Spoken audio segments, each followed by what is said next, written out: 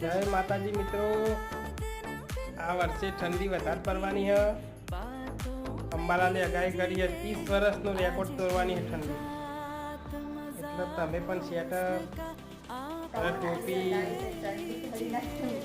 હોય એટલે દાઢી કરી ના જાય ને.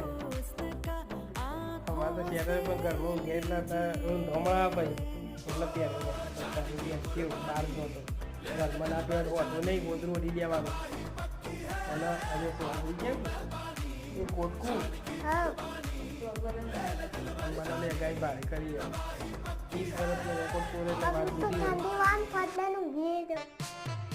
ટોપી કોઈ પહેરવી પણ બહાર નહોતો એટલે છોકરોને એનો હોય મને હાથ જ જેવો